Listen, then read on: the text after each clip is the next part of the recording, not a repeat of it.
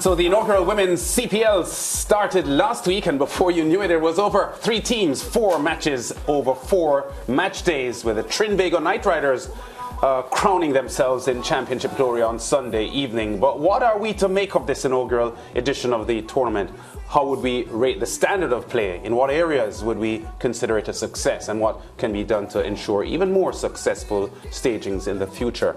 We are joined by cricket commentator Nikhil Uttamchandani, who had a front row seat in the action in St Kitts and Nevis.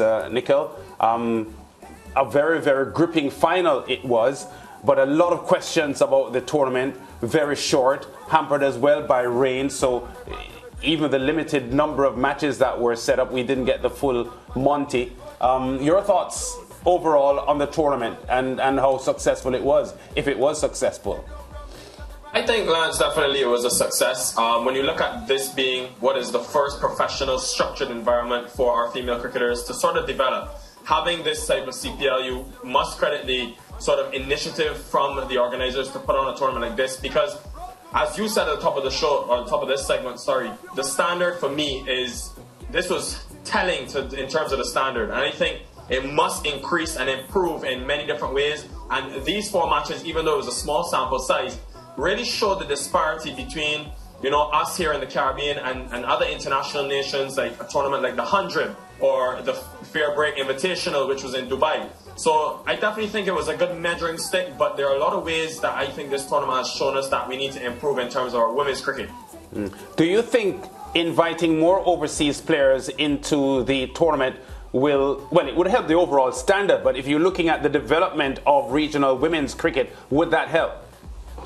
Definitely. I think when you look at the impact that certain overseas players made this season, you look at the fact that only 4 players were able to strike at over 100, that's over a run of ball, and 2 of them were overseas players, and Chloe Tryon and Hayley Jensen. For me, the dot balls has been a major issue, and when you bring that international experience, Shamari Atapatu from Sri Lanka at the top of the order, even a Fatima Sana with her ICC Emerging Player of the Year award and her Pakistani experience, it allows the youngsters, the younger females who may not have been exposed to that international level, to gain some insight into what cricket at that stage is like. What is the professionalism like? What is the intensity like? So I definitely think it was a great initiative by the CPL organizers to have the Hayley, the Jensens, the Chloe Tryons, the Sune Luce, who I think is a spinner that many in the Caribbean can learn from. I definitely think is something I want to see moving forward, so that you open up the pool from just the Hayley Matthews, the Deandra Dottins, and those that play in the West Indies international team. And as you mentioned, the West Indies women international team, what we saw from this first ever CPL, women's CPL, the same players that usually step up for West Indies women were the same players that we discussed match after match. And what I thought about coming into this tournament, we would have seen different youngsters, you know, taking the opportunity and rising to the challenge. But again, we did not get that. Well, I think, Mariah, what this tournament told me is that we need to invest a bit more in our under-19s talent. Now, you look at this tournament, in the 3 teams, we only had 1 under-19 girl in those teams. That was Zeta James. And on the flip side, the USA sent 3 of their under-19 players.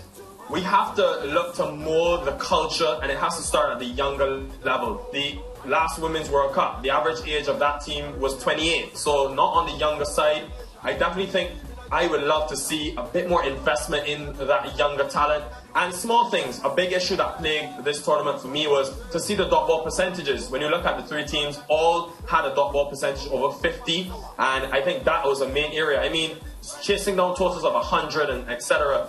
This should really be easy, but we have that inability to find gaps. We have the inability to run consistent singles in the women's game, and as you said, it's the Hayley Matthews, it's the Deandra Dottins, it's the Stefani Taylors, but I still want to see some of the other women coming through the system. You know, the Shanita Grimmons, who was impressive to me. Kiana Joseph, the youngster from the Barbados Royals. So I think there needs to be greater involvement of those under-19s, but it has to start at that level in terms of the changing of the culture.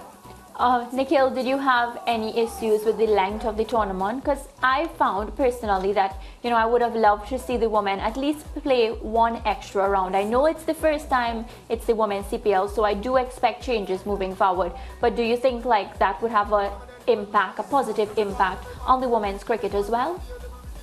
Definitely a positive impact, and I'll say it because it also exposes them to different surfaces. I think preparing better surfaces for our women to play on. So maybe a surface with a bit of extra green grass to allow the ball to come through a bit more with a bit of extra pace, or just an exposure of different types of surfaces. For me, I think that goes a long way in developing these cricketers. So maybe taking the tournament to St. Lucia next year from just St. Kitts allows you to go from a small venue with a pretty placid surface to then one that has a bit of extra green grass where bowlers may get a bit extra from it. So for me, I think the more surfaces, the more cricket that these women are playing on obviously will help in their development. But as you said, it's the first year of the tournament, and I expect in my brief conversations with the organizers that there will be greater involvement, greater changes made as this tournament continues, because it's definitely one that they see for a long time to come.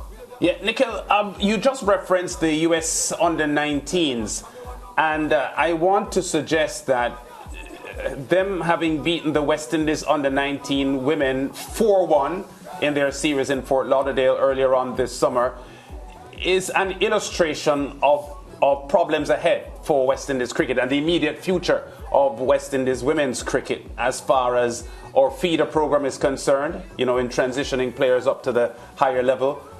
When I looked at that final on Sunday, it almost looked as if it was Dottin against Hayley Matthews.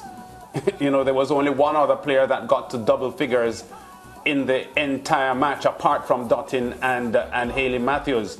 Our youth women's cricket in the Caribbean, Nikhil, is struggling. Yeah, I would say so, but I think the biggest disparity between that USA under-19 team and the West Indies under-19 team is structure, is facility. I mean, you look at the fact that these women who live in different parts of the United States are still practicing in facilities sometimes 3 to 4 times a week. I think that is where you have to put a greater influence in the West Indies. We need to create better environments for competitive cricket. Of course, we have the Super 50, but that's only once a year. How much cricket are these women playing outside of that? What about other than the 20 players that play for the West Indies? How are they training? What is their preparation like going into a tournament? So that's why I think the Caribbean Premier League was a big success, because it now is a tournament where cricketers around the region will look forward to. They'll say, well, we want to get in this competitive cricket so that we can perform well in this CPL, because they know that there's great mileage, there's great exposure, which can help you attract some of the other franchise tournaments around the world. But it has to start from administration as well in terms of Cricket West Indies, where we have got to put better structure in place for these women to play organized cricket, to practice on better surfaces and better facilities during the week leading up to tournaments like this. It can't just be before international series. Yeah, okay, we're going to leave it there, Nikhil. Thanks for talking to us. I know you're getting ready to enjoy the continuation of the men's version of the CPL, which is setting itself up to be a real cracker of an event. And I know you have your team that you're aligned to, but from a broad sense, who do you think will be champions? Well, Lance, I'll say this. I think this is probably the most competitive year of CPL we've had. When you look at the balance of all the different teams. I know everyone's talking about TKR, everyone's talking about the Barbados Royals. I'll say 2 things. Watch that Jamaica Talawas team with the sort of power that they have, and then the Guyana Amazon Warriors with the spin attack in Trinidad and Guyana. This could go either way. I'm sitting on the fence for this one, but I still think TKR are favourites at this stage. Yeah, so on Wednesday, you're getting ready for the TKR against the Royals, and the Talawas taking on the St. Lucia Kings. All the best, Nikhil, and we hope to be talking to you throughout the tournament. Great, man. Cheers, thanks a lot for having me. Yeah, well, George, Nikhil paying a lot of attention and showing respect for your team, the Jamaica Talawas. Real recognizes real. Nikhil is real. The Talawas are real. So, yeah. Enough said. For once, the man has a team. Break time for once.